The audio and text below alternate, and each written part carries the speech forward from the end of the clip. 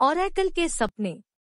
एक बार एक छोटे से गांव में, जो पहाड़ों के बीच घिरा हुआ था, एक बूढ़ी और बुद्धिमान महिला थी जो एग्नेस नामक थी। वह अपने सपनों के माध्यम से भविष्य को देखने की असाधारण क्षमता के लिए जाना जाता था।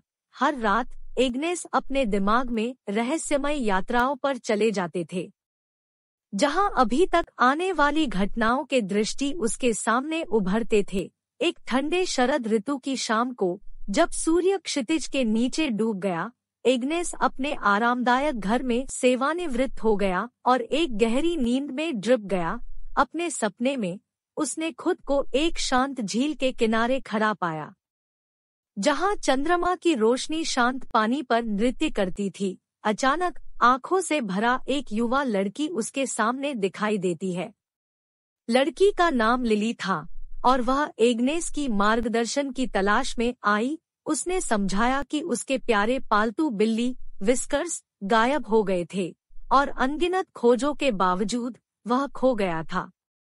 लिली दिल टूट गया था और किसी भी आशा की चमक के लिए निराश था जो एग्नेस प्रदान कर सकता था। लिली के दुख से प्रेरित एग्नेस ने उसे आश्वस्त किया कि वह विस्कर्स को खोजने के लिए अपनी शक्तियों का उपयोग करेगी। एक नरम स्पर्श के साथ एग्नेस ने लिली के चेहरे पर अपना हाथ रखा, अपनी आंखें बंद कर दिया और अपने दृष्टिकोण की दुनिया के गहराई में डुबकी। थोड़ी देर बाद उसने एक दृष्टि देखी, एक संकीर्ण सड़क, चांद की रोशनी में स्नान किया, जिसमें रात भर एक कमजोर चमकीले ध्वनि थी। एग्नेस एक शुरुआत के साथ जाग गया, उसके दिल की धड़कन की उम्मीद से लिली की मदद करने के लिए निर्धारित।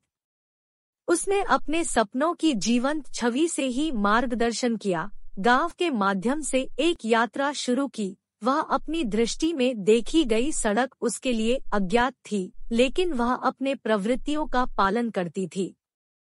विश्वास करती थी कि उसकी उपहार उसे विस्कर्स तक ले जाएगी, एक अनंत काल की तरह दिखने के लिए। गांव के माध्यम से घूमने के बाद एग्नेस दो इमारतों के बीच छिपे हुए एक अंधेरे प्रकाश वाले सड़कों पर टकरा गया।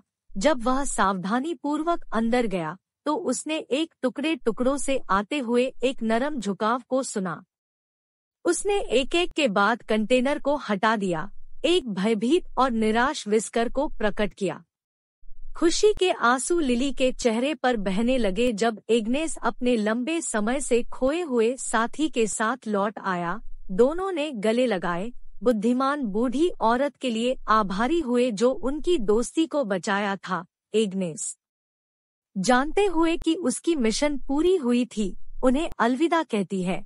आशा और सहानुभूति का एक विरासत छोड़ देती है और इसलिए गांव ने एग्नेस और उसके उल्लेखनीय क्षमताओं की सराहना करना जारी रखा। उनकी सपनों को कथाओं में बदल दिया गया है, जो उन लोगों को आराम और मार्गदर्शन प्रदान करते हैं जिनके पास जरूरत है।